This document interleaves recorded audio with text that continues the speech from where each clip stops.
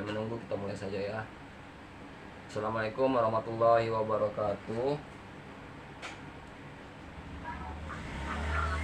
Selamat sore semuanya. Kita kembali lagi pada hari ini, pertemuan ke-5 dan ke-6 ya.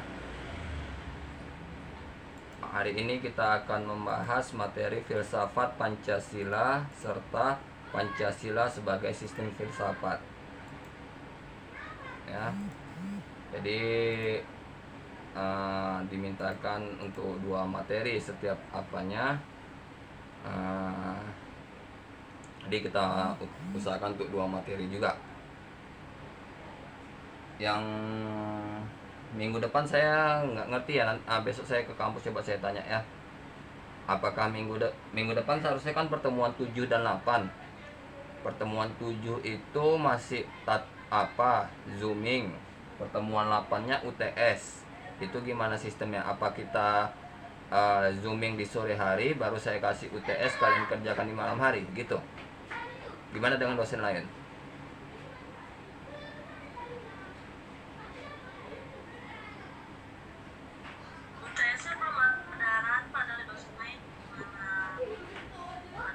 Oh, belum ada ya. Ya udah, nanti besok saya ke kampus, coba saya tanyakan semua ya, biar nanti minggu depan kita nggak keliru. Oke, ini hari kita masuk di filsafat Pancasila. Kita membahas masalah filsafat Pancasila, karena sejatinya kalau mata kuliah Pancasila ini kita harus mempelajari Pancasila secara mendalam, sehingga setiap orang yang mempelajarinya tidak hanya tahu akan Pancasila, tapi paham akan namanya Pancasila dan seluk-seluk Pancasila.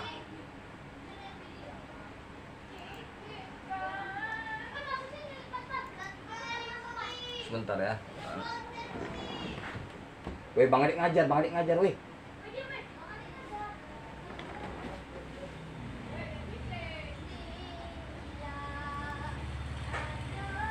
Ya, kita masuk pertama pembahasan filsafat Pancasila. Filsafat Pancasila, kita lihat pengertian filsafat. Pertama kita lihat pengertian filsafat itu adalah berpikir secara mendalam untuk menemukan sesuatu tentang suatu ilmu pengetahuan. Jadi jika ada suatu kajian baru, suatu ilmiah baru, kita memikirkannya, mencari jalan keluarnya secara ilmiah ya. Kita membahas secara ilmiah, jadi kita bisa membahasnya secara ilmiah. Bagaimana yang kita sudah mendapatkan materinya selama di sekolah dasar dan sekolah menengah, kita pasti bisa mengkaji masalah Pancasila ini secara lebih mendalam, dimana kita sekarang bisa mengaksesnya melalui media-media internet, Google, dan lainnya, sehingga sangat mudah untuk kita mencari tahu tentang apapun yang berkaitan dengan Pancasila ini. Jadi jangan sampai ketinggalan sehingga kita buta akan ada tindakan-tindakan merendahkan Pancasila atau mungkin menghilangkan aspek Pancasila dari kehidupan berbangsa dan bernegara. Ya, kita nggak ada bilang sesuatu siapanya pihaknya ya, tapi tetap kita harus sebagai istilahnya garda terdepan. Kita bisa mengkritik, seperti saya selalu bilang, kritiklah secara positif, jangan terjebak dengan kritik kita sehingga menjadikan suatu laporan tindak pidana, ya kan? Banyak sekarang memang lagi heboh sekarang main sistem lapor. Makanya hati-hati dalam kita menjalani sesuatu secara online, atau kita mengupload video secara online di YouTube misalnya. Maka kita tetap harus membatasi kata-kata kita, ya kan? Seperti kuliah kita ini ya saya juga masukkan ke YouTube sebagai apa? Sebagai ajang pembelajaran bagi saya. Mana tahu ada yang kurang juga.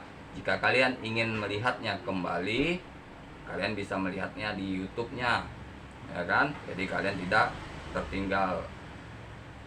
Nah, kalian cari aja Universitas Deli Sumatera.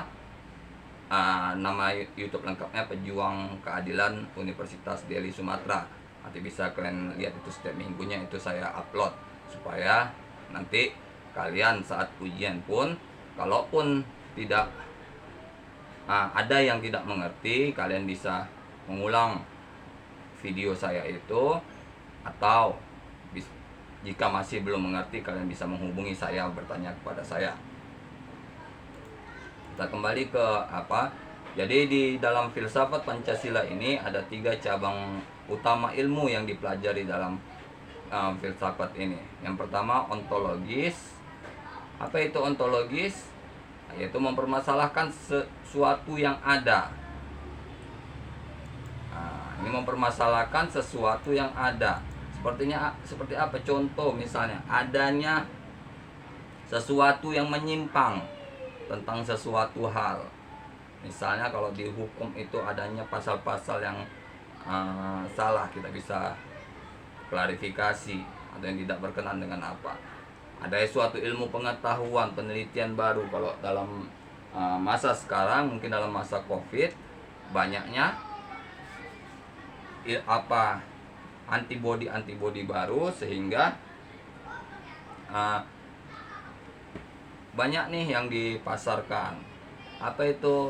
Seperti perlindungan kita juga seperti apa? Seperti misalnya masker, vitamin, ya kan? Ada antivirus, ya kan? Antivirus yang kita dapat di pemerintah, di puskesmas maupun rumah sakit pemerintah yang menyediakannya, ya.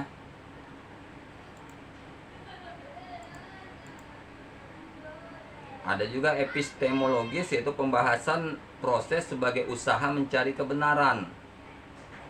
Salah satunya logika. Jadi di epistemologis ini yaitu mencari jalan kebenaran melalui logika, melalui pemikiran, ya. Jadi berpikir secara mendalam.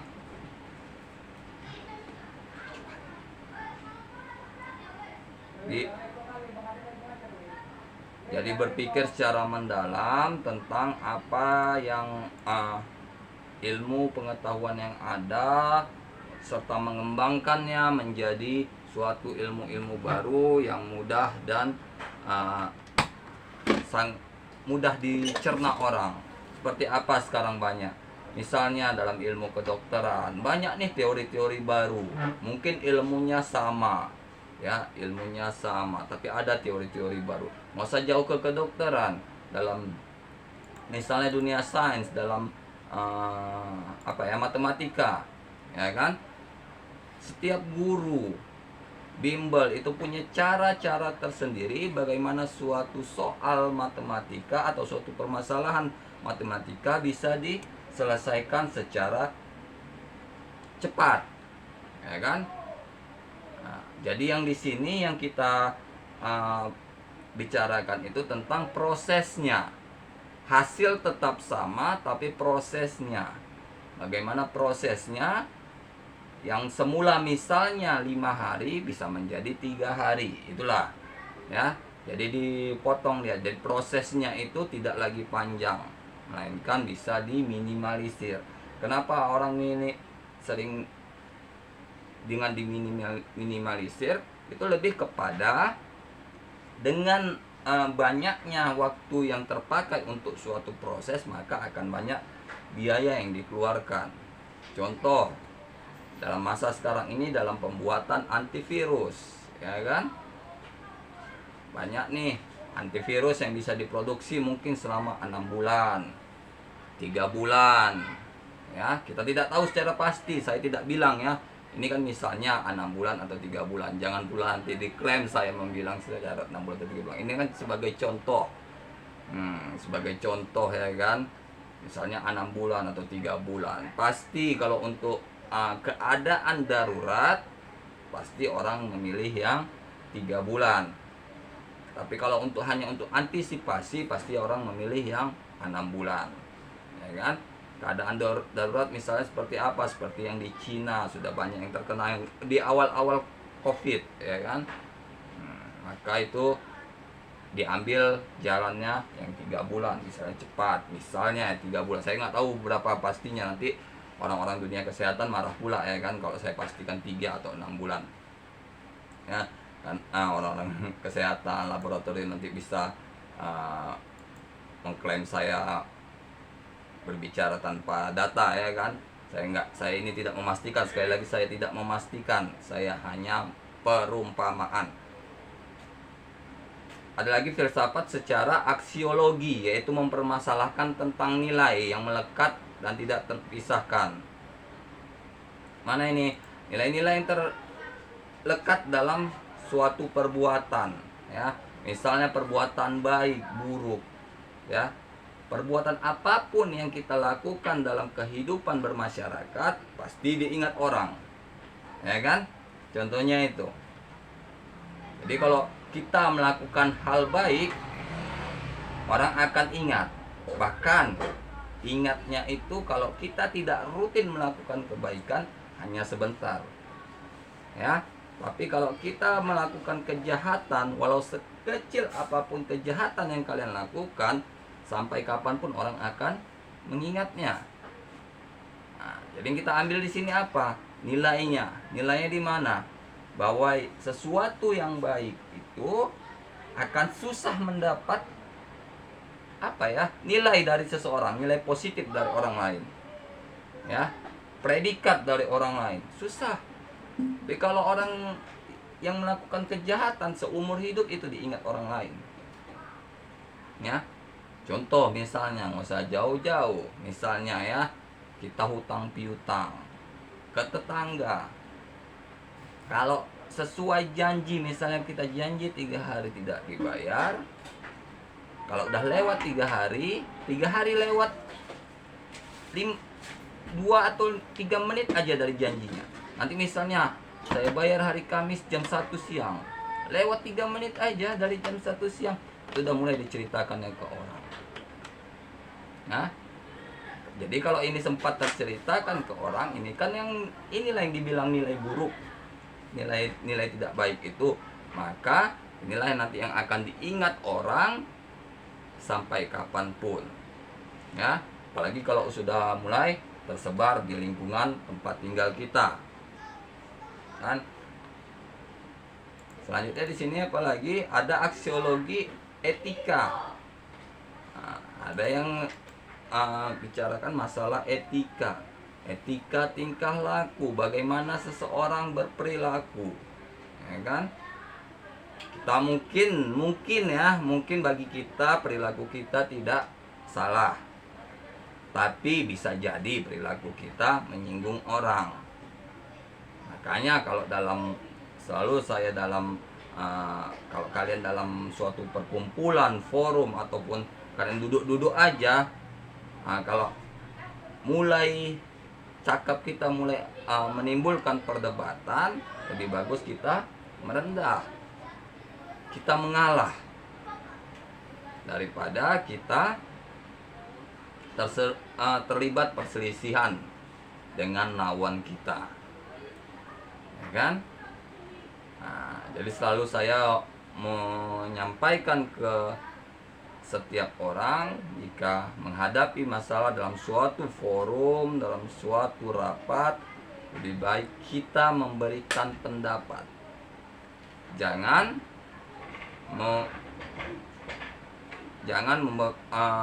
membantah pendapat orang lain, jangan menyalahkan pendapat orang lain, tapi kita memperbaiki, mengklarifikasi. Seperti apa itu? Kita bisa memberikan contoh yang mudah, misalnya jika dalam suatu forum, dalam memberikan pendapat, kawan kita memberikan pendapat itu kurang tepat atau mungkin salah, salah lah pendapat itu, maka kita bisa memberi masukan pendapatmu itu sudah cukup lumayan. Tapi ada baiknya jika ditambah seperti ini.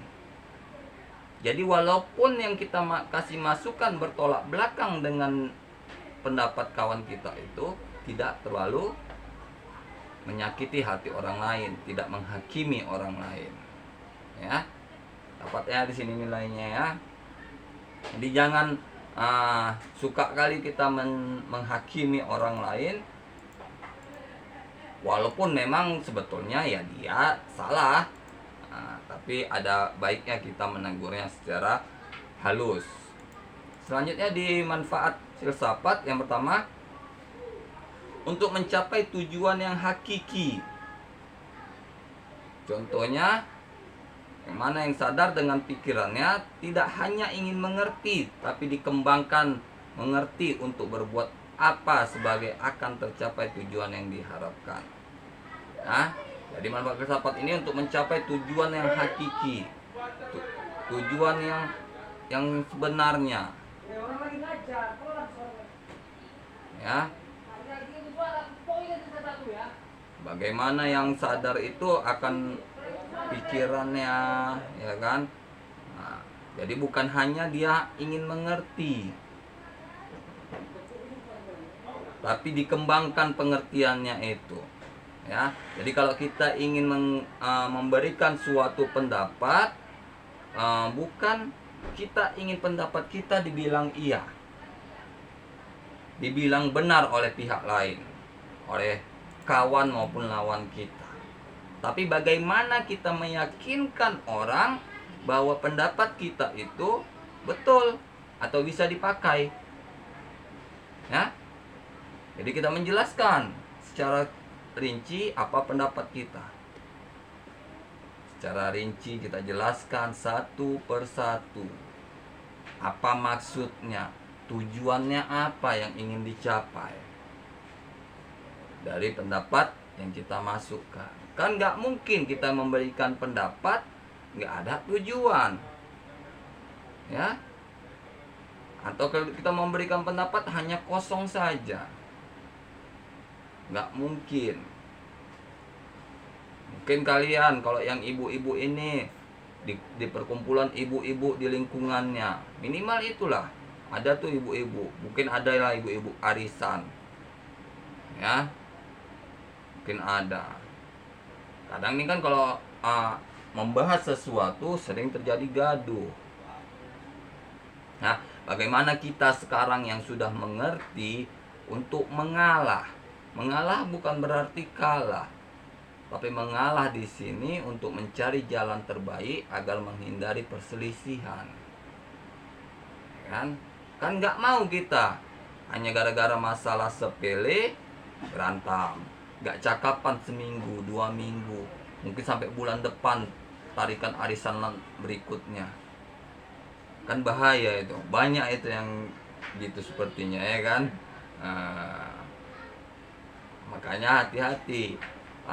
Di sini yang perlu kita tekankan ya seperti itu, kita lebih merendah, ya. Ada juga filsafat untuk negara merupakan ideologi, ya, way of life atau filsafat negara atau ideologi. Ideologi itu pemikiran, ya. Nanti ada kita bahas ideologi negara. Di filsafat ini kita membahas masalah bagaimana pemikiran kita tentang suatu hal, belum kita kondisikan ke suatu negara, sesuatu hal secara umum, ya kan. Kalau dikaitkan dengan Pancasila, bagaimana pemikiran kita ini tentang keimanan kita kepada Tuhan, ya.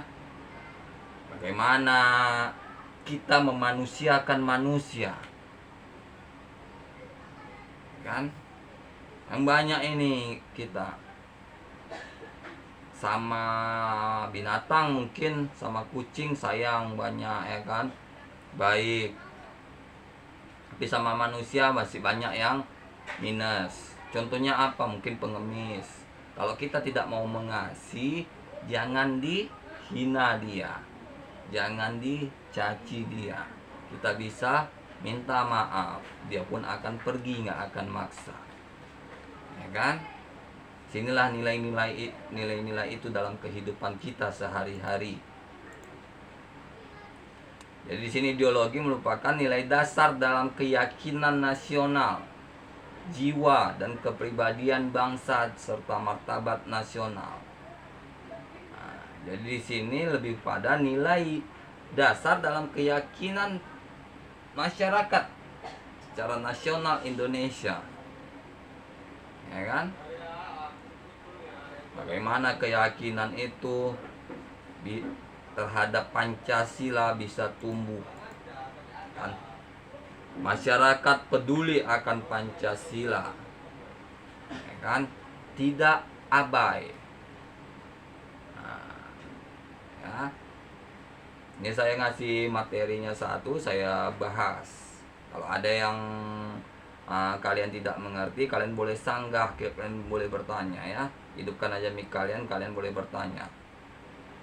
Nggak apa-apa, karena kita sistem zooming ini seperti itulah. Nah, kalau dikasih sesi tanya jawab pun nanti kalian banyak yang diam, sayang waktunya. Selanjutnya di manfaat filsafat, yang pertama manfaat idealnya, pemahaman tentang eksistensi manusia dan kemanusiaannya dalam dinamika kehidupan. Jadi di sini bagaimana pemahaman kita sebagai manusia, dan kemanusiaannya. Maksudnya apa ini? Sebagai manusia dan bagaimana perilaku kita sebagai seharusnya manusia, ya kan? Bagaimana manusia itu? Manusia itu tidak pernah diajarkan merendahkan orang lain, ya, menghina orang lain. Mungkin ekonomi kita tinggi di atas, jangan pernah menghina orang lain, ya, karena suatu saat bisa jadi kita yang di bawah, mereka yang di atas.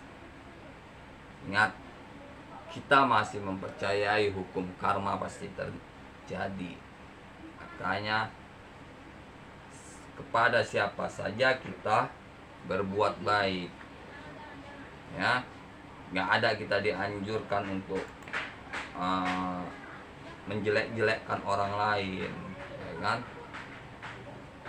Manfaat praktisnya itu penggalian, pengolahan, pengkajian dan pemanfaatan setiap potensi atau yang sudah ada dalam dirinya atau di luar supaya lebih baik. Di bagaimana pengembangan potensi dalam diri. Kalau kalian nanti sebagai orang tua, kalian bisa melihat terutama kepada anak kalian, ya, bagaimana kemauan anak, kepintaran anak, ya.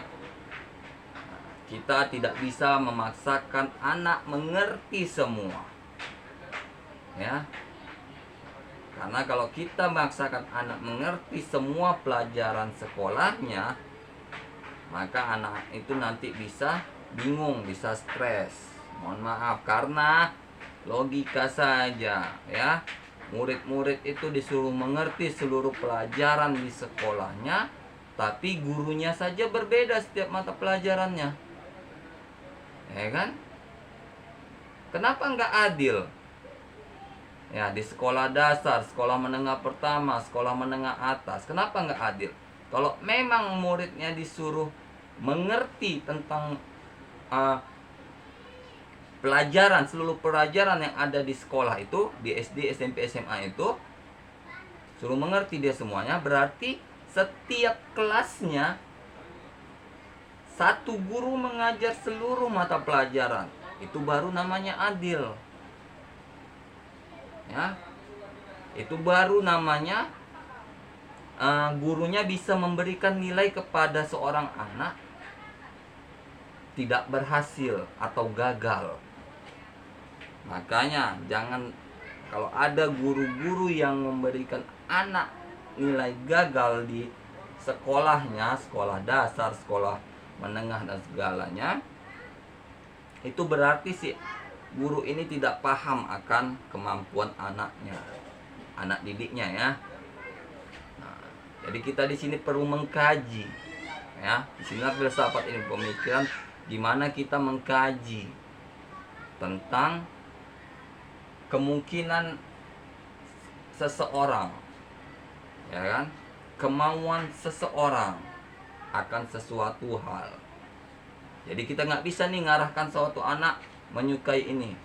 Nah, ini anak pertama harus jadi dokter, anak kedua harus jadi akuntan. Nggak bisa, nggak bisa.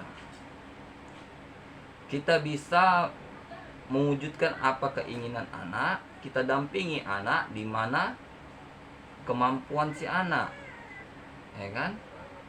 Bukan kita mengarahkan anak harus memilih kemampuan itu. Kita melihat. Makanya kalau yang bapak atau ibu yang sudah memiliki anak, selalu dampingi anak dalam mengerjakan tugas-tugasnya, supaya kalian bisa mengetahui arah pemikirannya kemana, ya kan? Jangan dilepas anak. Ada tugas sekolah, dilepas dengan handphone, dilepas dengan laptop. Jangan. Itu namanya Anda melakukan pembodohan terhadap anak Anda sendiri. Mohon maaf kalau cakap saya kasar, memang seperti itu.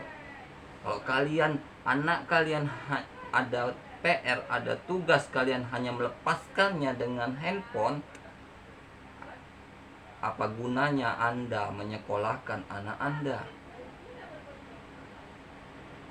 Boleh anak Anda mengerjakan tugasnya dengan handphone, tapi tetap diawasi. Anda sebagai ibu bisa mengawasi. Kalau nggak bisa, minta tolong kepada ayahnya. Nggak bisa, mungkin ada abangnya atau kakaknya, minta tolong. Tetap anak itu harus diawasi. Jadi anak tidak hanya mengerti menyalin. Karena sekarang anak-anak sekarang lebih banyak mengerti menyalin daripada ngerti isinya. Sedihlah Bapak Ibu sekalian kalau ada anak yang seperti itu. Ya, karena kalian boleh cek yang ibu atau bapak yang sudah punya, yang anaknya sudah sekolah, boleh cek LKS-nya ya. Kalian cek LKS itu, misalnya ada tugasnya di situ uraian atau isian, kalian cek di situ uraian halaman sekian LKS titik nomor titik, itu jawabannya lengkap ada di Google. Anak Anda tinggal menyalin, ya. Kalian boleh lihat, saya tahu karena tetangga depan saya anaknya sekolah, makanya saya tahu. Makanya ibunya walaupun tidak bisa, ibunya bekerja, bapaknya pun bekerja, tetap mereka melepas anaknya kepada kami yang ada di sekitar situ untuk mengawasi anaknya dalam mengerjakan tugas. Seperti itu Bu. Kalau ibu atau bapak tidak bisa, cari orang yang mungkin bisa mengawasi, ya. Jangan dilepas, karena kalau dilepas ya anak Anda akan hanya paham tentang arti menyalin. Juara anak Anda menyalin. Nah, yang kita mau anak itu mengerti atau paham, tidak usah sampai pintar. Anak mengerti atau paham. Dengan mengerti dan paham, maka anak otomatis akan pintar. Ya, disinilah keterbukaan pemikiran dalam logika filsafat. Apa manfaat realnya? Dapat menerima kenyataan yang ada, keberadaan pada masa kini. Ya, jadi kalau kita sudah mengajarkan kepada anak itu, misalnya kita sudah mengajarkan pada diri kita sendiri tentang pemahaman tentang Pancasila, maka kita akan akan menghadapi kenyataan. Oh iya, ini salah, ini benar, ya kan? Nah, bisa kita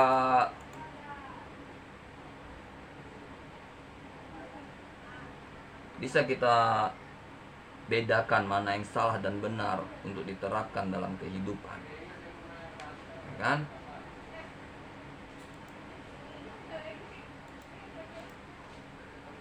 Lanjutnya, secara umum merasakan hidup yang lebih sadar sebagai manusia.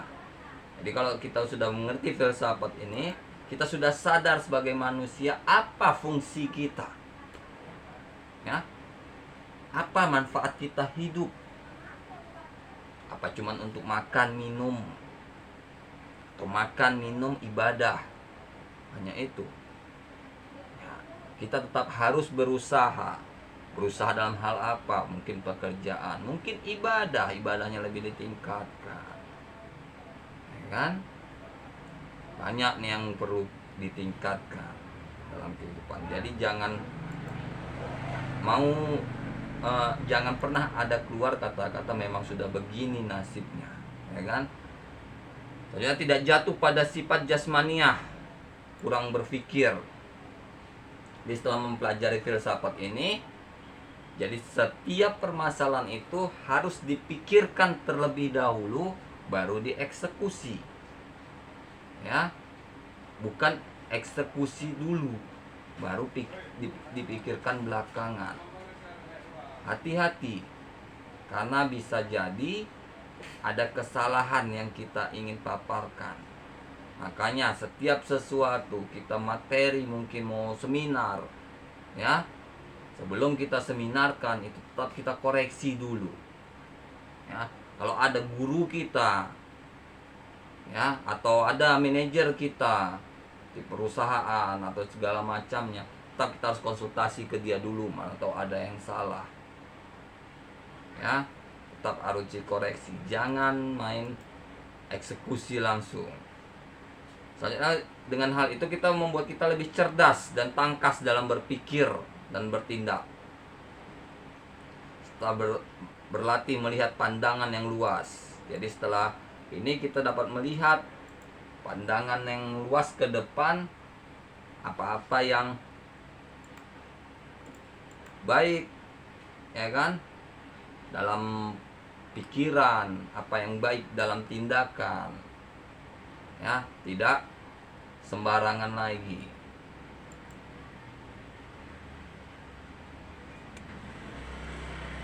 Pancasila ini mengkaji tentang jiwa suatu bangsa, kan? Makanya bisa masuk ke dalam Pancasila. Filsafat ini, Pancasila ini masuk, dia berkaitan karena mengkaji jiwa dalam suatu bangsa. Jadi bahasnya Pancasila ini itu, Pancasila itu menghasil perenungan tentang isi jiwa peradaban bangsa Indonesia. Jadi Pancasila ini merupakan perenungan tentang jiwa peradaban bangsa Indonesia dan nilai-nilai asli yang hidup dalam masyarakat Indonesia sebelum merdeka. Itulah yang dalam sejarah. Kalau dulu ada dalam sejarah, dalam Pancasila pun ada. Di dalam Pancasila, dalam pendidikan Pancasila ada menceritakan tentang tokoh-tokoh pada masa lalu, masa pemerintahan Soekarno-Hatta, masa penjajahan Belanda, penjajahan Jepang, selalu ada di situ cerita pada masa lalu. Apa gunanya cerita pada masa lalu? Itu bisa kita jadikan pelajaran untuk memperbaiki masa depan, ya. Ambil yang baik, koreksi yang buruk, bukan dibuang, ya kan. Selagi masih bisa diperbaiki, kita koreksi. Kecuali memang sudah tidak bisa diperbaiki, barulah dibuang.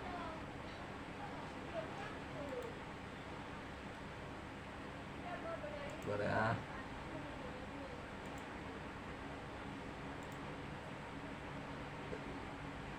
Jadi Pancasila di sini merupakan 5 sila peradaban yang saling memberikan keseimbangan dalam satu kesatuan yang utuh dan harmonis.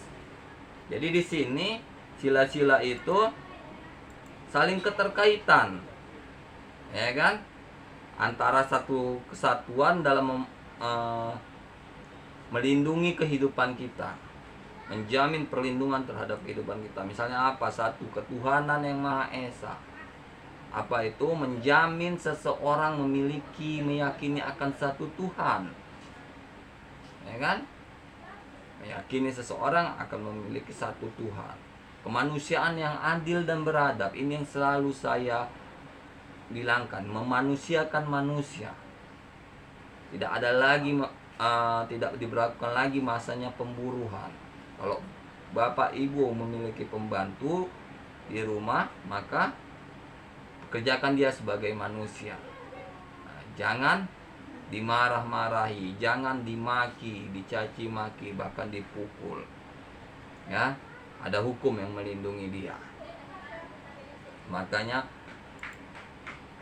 disinilah kita mempelajari bagaimana kita nilai-nilai yang baik terhadap seseorang itu. Ciri filsafat itu adanya nilai, asas, norma, dan isi jiwa bangsa Indonesia. Ini ada ciri dari suatu filsafat. Tujuannya yang itu tercapainya keadilan sosial bagi seluruh rakyat Indonesia. Jadi tujuan filsafat Pancasila ini adalah seperti yang dalam sila-sila filsafat itu saling keterkaitan. Tujuannya di akhir. Di akhir itu apa? Keadilan sosial bagi seluruh rakyat Indonesia. Jadi kalau kita sudah percaya akan ada Tuhan, kita memanusiakan manusia, kita menjaga persatuan, kita menjaga kerukunan, maka adillah dalam kehidupan itu. Jadi kalau kita cari keadilan, itu tidak ada tuh persamaan keadilan antara satu orang dengan orang lainnya. Tapi kita berbuat sebaik-baiknya, itulah nilai adil. Ya. Maksudnya ada beda. Apa bedanya dengan liberalisme? Nah, jadi beda ini. Kalau sistem liberalisme dia lebih kepada ke pemimpinnya, penguasanya.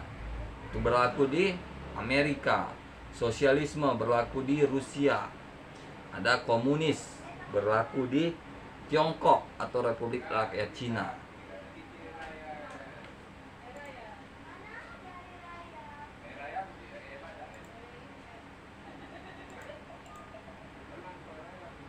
Sila-sila tadi udah kita bahas ya.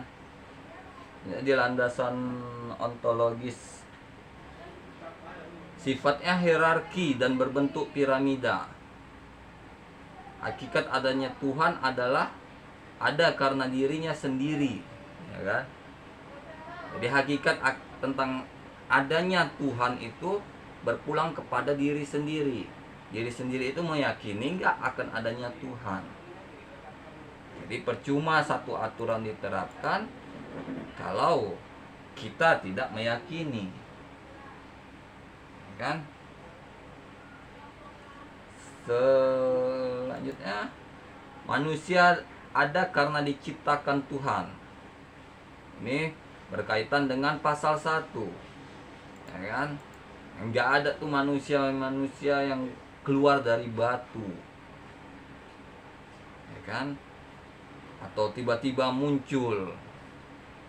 Tetap ada prosesnya.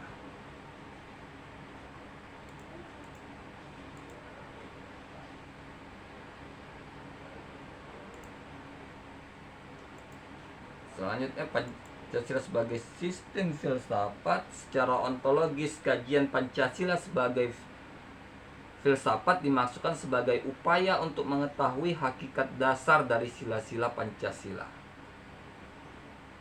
Menurut Notonegoro, hakikat dasar ontologis Pancasila adalah manusia. Karena manusia merupakan subjek hukum pokok dari sila-sila Pancasila. Apa maksudnya? Bahwa sila-sila dalam Pancasila itu mengatur tentang kehidupan manusia. Jadi disitulah dia manusia sebagai subjeknya. Jadi kalau manusia tidak menjalani apa yang ada dalam Pancasila, maka Pancasila itu bisa dianggap sebagai suatu hal yang sia-sia. Dianggap ya, saya tidak bilang. Makanya semua orang harus kembali kepada nilai-nilai Pancasila. Ya, supaya hidup rukun yang kita harapkan dalam kehidupan bernegara ini dapat terlaksana dengan baik. Kan? Dalam kajian epistemologis, Pancasila sebagai sistem filsafat dimaksudkan sebagai upaya untuk mencari hakikat Pancasila sebagai suatu sistem ilmu pengetahuan. Ya. Jadi bagaimana Pancasila ini kita kaitkan dengan sistem ilmu pengetahuan.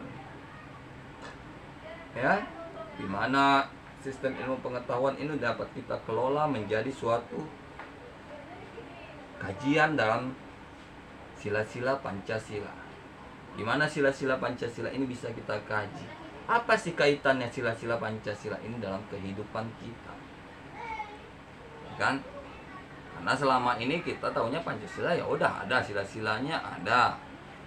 Nah, tapi apa sila-silanya? Kita kebanyakan juga abai, ya kan?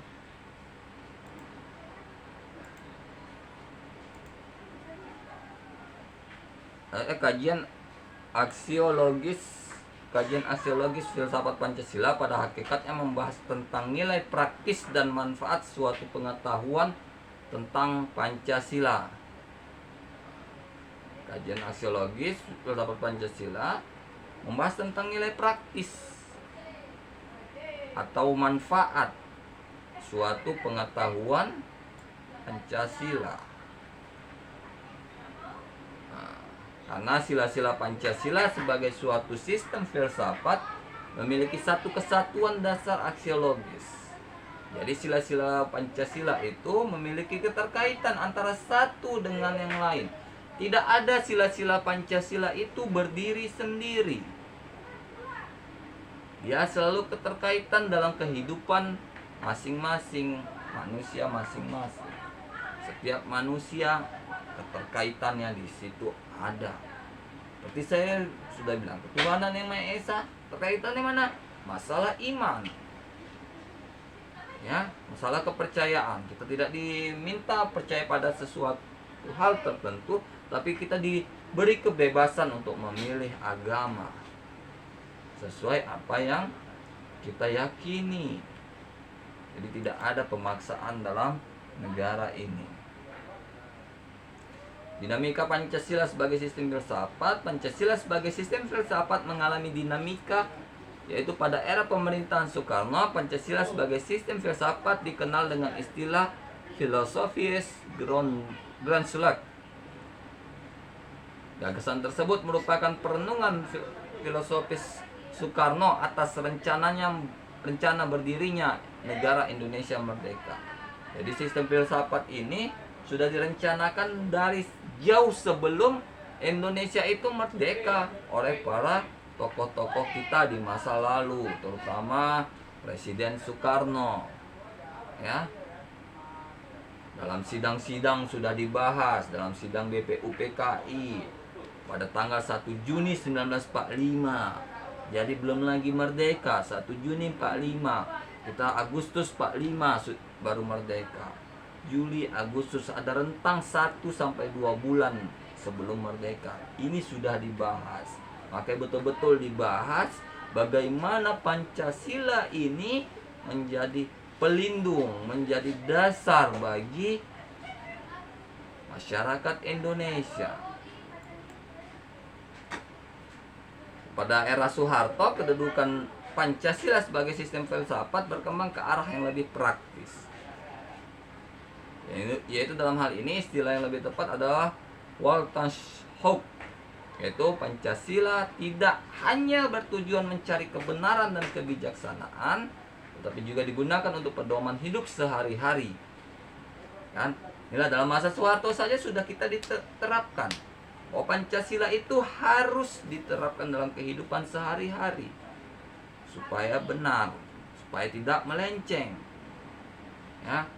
Tapi sekarang banyak yang abai, bahkan banyak mungkin yang tidak hafal akan Pancasila.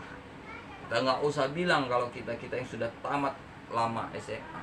Lihat anak-anak yang baru tamat.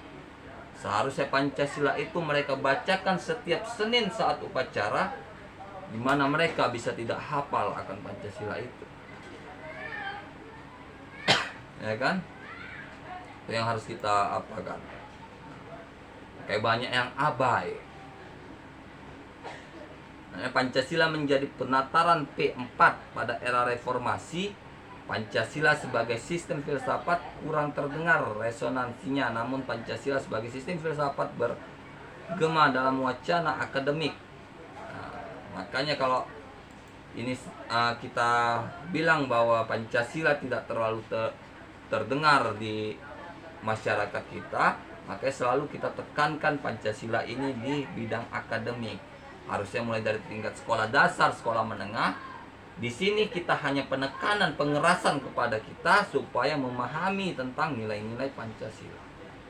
Ingat, ini kita kelas mahasiswa, ya kan?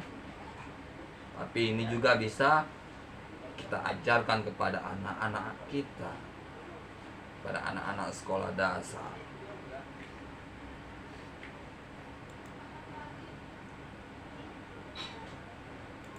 Oke, tentang Pancasila sebagai sistem filsafat, yang pertama kapitalisme, yaitu aliran yang meyakini bahwa kebebasan individual pemilik modal untuk mengembangkan usahanya dalam meraih keuntungan sebesar-besarnya merupakan upaya untuk mensejahterakan rakyatnya.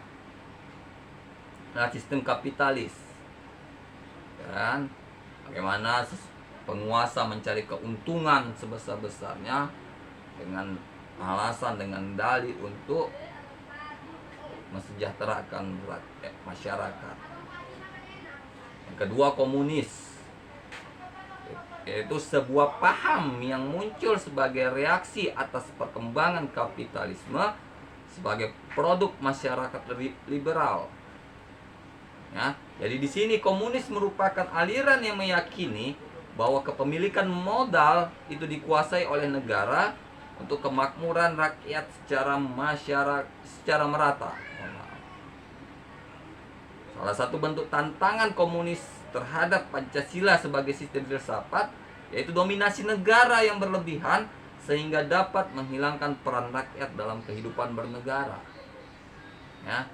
Jadi kita lihat sekarang sampai mana peran rakyat, sampai mana peran masyarakat terhadap kebijakan-kebijakan suatu negara. Ya, bisa kita perhatikan dalam sistem kita, kan?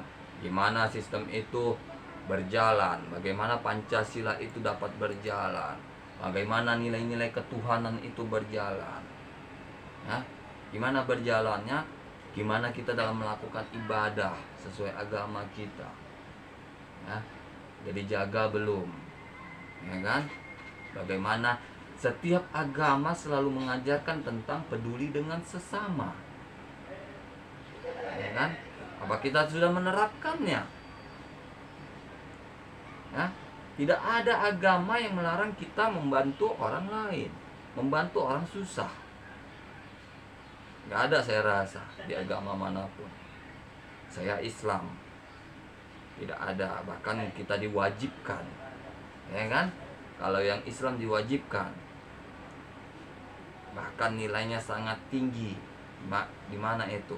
Kalau kalian ada dengar ustadz berbicara, kalian ingin naik haji, ternyata sebelah rumah ada yang kelaparan belum makan, kalian kasih uang kalian itu untuk mereka makan, itu kalian sama dengan sudah berangkat haji nilainya, ya. Gimana nilai-nilai itu diberikan kemudahan oleh agama. Peduli dengan sesama, bantu, kalau kita mampu kita bantu. Mana yang perlu kita bantu? Yang pertama itu orang tua, ya. Jangan kita sibuk bantu tetangga. Pertama kita bantu itu adalah orang tua. Orang tua sudah tidak ada, misalnya saudara, ya. Jangan bangga kita membantu orang lain, membantu panti asuhan, membantu pembangunan masjid. Jangan bangga kalian kalau masih ada saudara kalian, abang, adik, sepupu misalnya yang masih kelaparan, ya kan? Maka kita harus peka terhadap sekeliling kita dulu. Jangan tetangga kita, kayaknya harus hati-hati ini. Pikirnya karena saya bilang peduli dengan sesama, dengan masyarakat sibuk dibantui, bagi-bagi sembako, sementara keluarga masih ada yang lebih membutuhkan. Ya, dapat nilainya ya. Jadi jangan sibuk kita istilahnya tebar pesona, istilah pencitraan terhadap orang lain, sehingga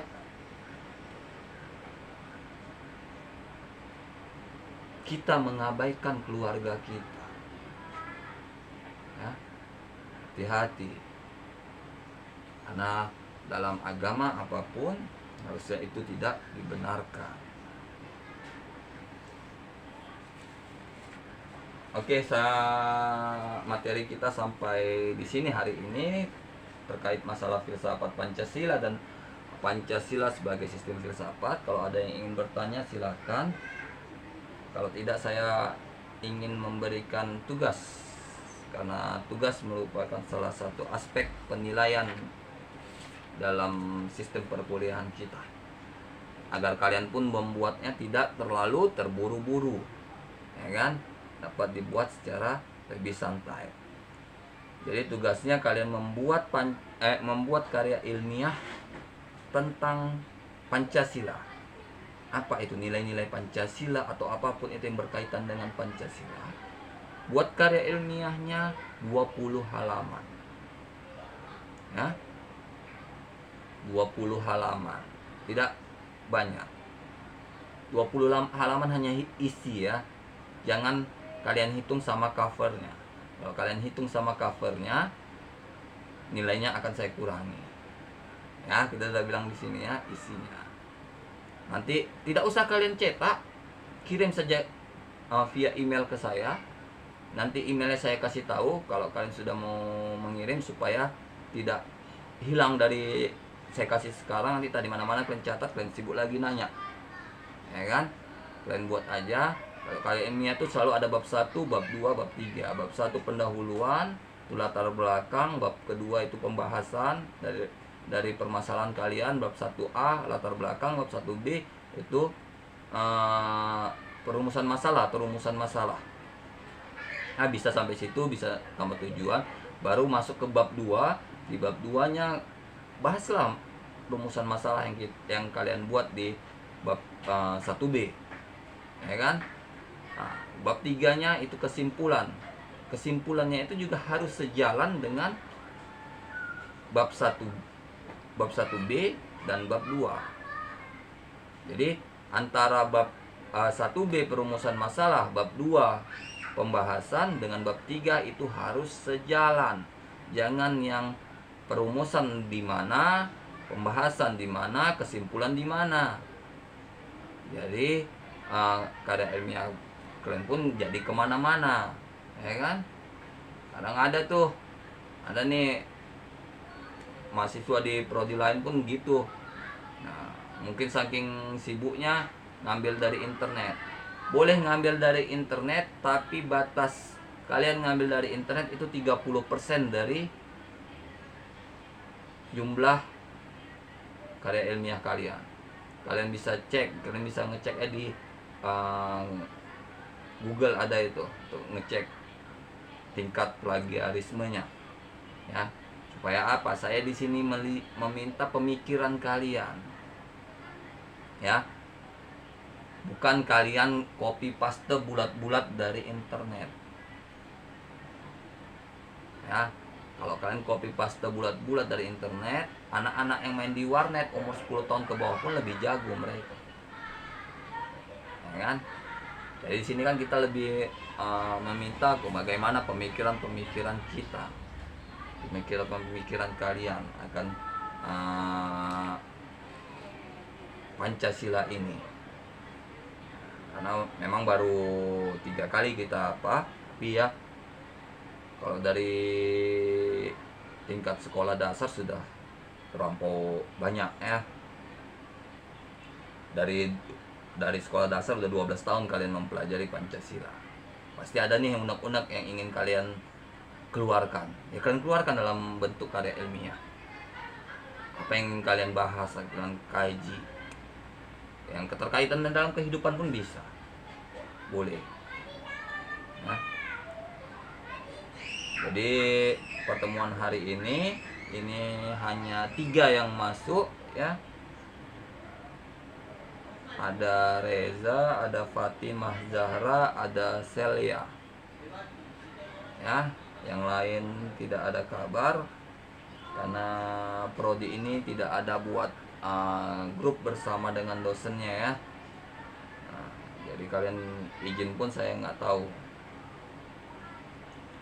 Ya, ada yang ingin ditanyakan dari pertemuan kita hari ini?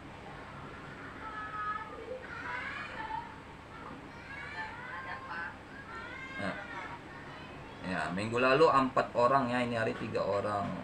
Minggu lalu 4 orang tidak termasuk Celia.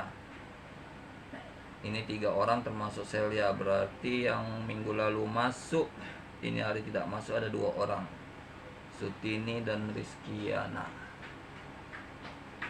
Kalau kalian ada kontaknya, selalu ingatkan juga jam-jam apanya. Karena jam-jam ini selain saya ngabsen, nanti juga diabsen oleh pihak kampus, ya kan? Tadi kalian lihat sendiri kan, ada juga admin dari pihak kampus teknologi informasi tadi ikut di awal pertemuan kita. Sekarang sudah keluar. Yuk, kalau ada yang ingin ditanyakan, mungkin ada kebingungan selama ini, boleh. Kita sampai 16 pertemuan ya. Ini 16 pertemuan termasuk 2 ujian mid dan ujian UAS. Ini saya pertunjukkan sudah 6. Ini absen kalian ya. Ini absen kalian. Semalam dikasih dari pihak kampus, suruh saya mengisi setiap kali kuliah diisi. Nah, jadi tetap terkontrol siapa yang masuk. Kalau UTS-nya nanti kita coba komunikasikan, besok saya ke kampus, saya coba komunikasikan ke pihak kampus UTS-nya mau kapan dibuat, sehingga nanti bisa kompak dengan dosen-dosen lain. Karena kalau prodi TI ini kan kita mengejar ketertinggalan waktu kita di belakang, ya kan? Sehingga kita nanti bisa mengejar ketertinggalannya, kita sama dengan yang sudah ada sekarang, prodi-prodi lain ya, prodi-prodi yang sudah jalan. Ini saya mengajar di prodi gabungan. Semalam ada hukum ekonomi manajemen dan ekonomi akuntansi, ada agribisnis ya, itu 4 prodi ya. Jadi jaga saja intensitas kalian dalam Zoom ini, minimal hadir, karena absensi itu 30%.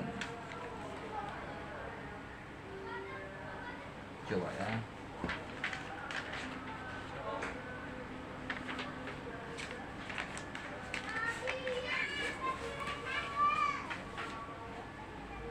Absensi 40%. Seperti ini ya.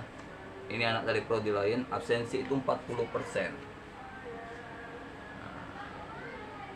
Jadi tetap dijaga. Tidak hanya di mata kuliah saya, mata kuliah yang lain yang juga mungkin mata kuliah intinya dari prodi ini harus kalian jaga, ya kan? Karena kalau sampai kalian tidak masuk, kalian rendah absensinya, maka kemungkinan kalian akan rendah nilainya. Kalian sudah masuk di kelas karyawan, tetap jaga intensitas sebisa mungkin, walaupun sambil kerja aktifkan saja zoomingnya, aktifkan suaranya, sehingga walaupun kalian bekerja kalian tetap mendengar dosen kalian dalam memberikan materi. Oke, jika tidak ada yang bertanya, saya rasa cukup sekian pertemuan hari ini. Karena di sini pun masjidnya sudah mengaji mau sholat maghrib. Lebih dan kurang saya mohon maaf kalau ada kata-kata yang salah, mohon dimaafkan, karena ini hanya dalam proses belajar mengajar, tidak ada maksud menghina atau mencaci pihak manapun, sehingga ini hanya untuk belajar mengajar, untuk pemahaman terhadap mahasiswa. Kalau ada mungkin kata-kata yang salah, mohonlah kita bahas bersama, ya. Karena sangat rentan sekarang. Oke, lebih dan kurang saya mohon maaf. Assalamualaikum warahmatullahi wabarakatuh.